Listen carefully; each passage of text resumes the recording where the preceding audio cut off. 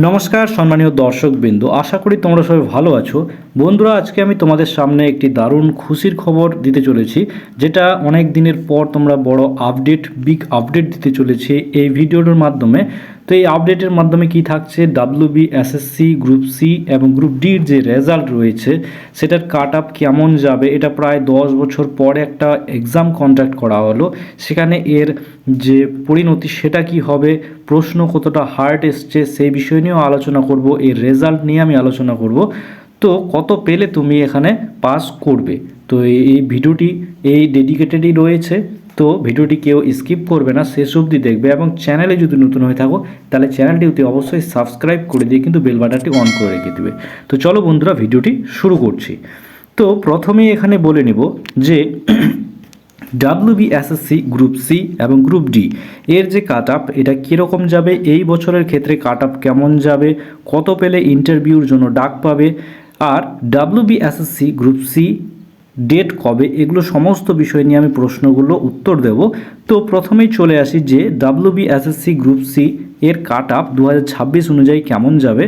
2016-তে এর ভ্যাকেন্সি ছিল 2358টি, মোট শূন্যপদ 2026-এ রয়েছে 2989টি। তো এখানে মোট যোগ্য প্রার্থী এবার যে 2026-এ মোট যোগ্য প্রার্থী সেটা হচ্ছে 195 জন ছিল কিন্তু 2016-তে, ঠিক আছে। 2016-তে 1195 জন কিন্তু প্রার্থী যারা এখানে এলিজিবল ছিল, কিন্তু সেখানে এর নিয়োগ প্রক্রিয়াটি যেহেতু গণ্ডগোল চলেছিল সুতরাং এটা ক্যান্সেল করা হয়েছিল গ্রুপ সির ক্ষেত্রে। তো ফ্রেশার্স যে প্রার্থী এবার কিন্তু ফ্রেশার্স প্রার্থী রয়েছে 1794 জন। এই 1794 জন একেবারে ফ্রেশার্স, এবং এখানে যে 1196 জন রয়েছে এরা কিন্তু এক্সপিরিয়েন্স ধরা হবে এইবারের ভিত্তিতে। তো এরপরে 100 নাম্বারের যে তোমাদের এখানে সিলেকশন প্রসেসের ক্ষেত্রে পুরো 100 নাম্বারের উপর তোমাদের এখানে কাউন্টিং করা হবে। তো এই কাউন্টিং করতে গিয়ে কী কী জিনিস দেখতে হবে, 100 নাম্বারের ভিত্তিতে মূল্যায়ন করা হয়। এর ধাপগুলো হলো লিখিত পরীক্ষা বা রিটেন এক্সামে 60 নাম্বার থাকবে। তো একাডেমিক স্কোর কত থাকবে, একাডেমিক স্কোর কিন্তু 10 নম্বরের থাকবে। তাহলে একাডেমিক স্কোর কত থাকবে, 10 নাম্বার। গ্রুপ সির ক্ষেত্রে আমি বলে দিচ্ছি, এখানে 60 নাম্বার যে তোমার রয়েছে লিখিত পরীক্ষা, তারপরে কিন্তু একাডেমিক নাম্বার 10 তোমাদের কাউন্ট করানো হবে এবং অভিজ্ঞতার ভিত্তিতে এখানে 5 নাম্বার কিন্তু যোগ করা হবে। সুতরাং তোমাদের এই জিনিসটা বুঝতে হবে, এখানে যে অনেকগুলো প্রসেস রয়েছে, এটা 2016 সালের কিন্তু পুরোপুরি প্যানেল বাতিল হওয়ার জন্য কিন্তু তাদেরকেও এখানে কাউন্ট করা হয়েছে এবং তারপরে তোমাদের ফ্রেশার্স হিসেবে গণ্য করা হচ্ছে। তো এরপরে রয়েছে কম্পিউটার টাইপিং ও জ্ঞান, এখানে 15 নম্বরের মার্কস থাকবে। তো ব্যক্তিত্ব যেটা অভিজ্ঞতা সেখানে থাকবে 10 নাম্বার, ইন্টারভিউতে থাকবে 10 নাম্বার। এরকম কিন্তু মিলিয়ে ঝুলিয়ে সবগুলো প্রসেসিং কমপ্লিট করে কিন্তু তোমাদের পুরোপুরি 100 মার্কের কিন্তু এখানে এক্সামের কন্ডাক্ট করানো হবে। তো এই 100 মার্কের উপর ভিত্তি করে তোমাদের কিন্তু কাট আপ জারি করা হবে। সুতরাং তোমাদের এই যে 60 মার্কস পেয়েছো এর উপরে কাট আপ এখন বর্তমান জারি করা হবে, কিন্তু যে মেরিট আসবে সেটা কিন্তু পুরোপুরিভাবে 100 মার্কসের উপর আসবে। তো 1 মার্চে যে 2026-এ অনুষ্ঠিত হয়েছে WBSSC গ্রুপ সির ক্লার্কের পরীক্ষা, সেখানে তোমাদের কাট আপ এখানে বলছে প্রক্রিয়া ভিত্তিতে এবছরের সম্ভাব্য কাট আপ মার্কস নিয়ে একটি ধারণা করা যেতে পারে, যেটা আমি তোমাদের সঙ্গে শেয়ার করব, ঠিক আছে। তো এখানে মোট শূন্যপদ রয়েছে 2989টি, যার জন্য কিন্তু এক্সপিরিয়েন্স আবার ফ্রেশার্স দুটো ভাগে ভাগ করা হয়েছে। প্রায় 1200 জন ক্যান্ডিডেটকে মানে এক্সপিরিয়েন্স ধরা হয়েছে এবং বাকিগুলোকে ফ্রেশার হিসেবে ধরা হয়েছে। তো ইউআর ক্যান্ডিডেটদের ক্ষেত্রে এখানে যে কাট আপ 60-এর মধ্যে 54 থেকে 56 যাবে। এখানে কিন্তু যে জেলা ভিত্তিক এর কিন্তু আলাদা আলাদা কাট আপ কিন্তু ওয়াইজ জারি হবে, সম্পূর্ণ গোটা রাজ্য জুড়ে একটাই কাট আপ কিন্তু জারি হবে না, এখানে জোন আছে, এই জোন ভিত্তিক কিন্তু এখানে কাট আপ জারি হবে। সুতরাং আমি অন অ্যান অ্যাভারেজ গোটাটাই মিলিয়ে কিন্তু এখানে একটা অ্যাভারেজ তোমাদের সঙ্গে শেয়ার করছি। ওবিসি বিদের ক্ষেত্রে এখানে 53 থেকে 55, ওবিসি এদের ক্ষেত্রে 52 থেকে 54, ঠিক আছে। যে সমস্ত ক্যান্ডিডেট এরকম নাম্বার পেয়েছো তাদের ক্ষেত্রে কিন্তু একটা বড়সড় আশা তোমরা রাখতে পারো। তো ওবিসি এখানে এসসি ক্যান্ডিডেটদের ক্ষেত্রে 51 থেকে 53, এটা কিন্তু বেশিও যাবে আবার কিছু ক্ষেত্রে কমও যেতে পারে, আবার এটাই থাকতে পারে, ঠিক আছে। তো 19-20 কিন্তু হবে, যেহেতু এটা রয়েছে জোন ওয়াইজ আলাদা আলাদা কাট আপ, সুতরাং আমি এটা বলে দিলাম তোমাদের। এবার এসটিদের ক্ষেত্রে এখানে 49 থেকে 50 এরকম কাট আপ যাবে। পিএসদের ক্ষেত্রে 46 থেকে 48 কাট আপ যাওয়ার সম্ভাবনা রয়েছে। তারপরে এখানে এসএসসি গ্রুপ সির ক্ষেত্রে আমি সমস্ত কথা বলে দিলাম।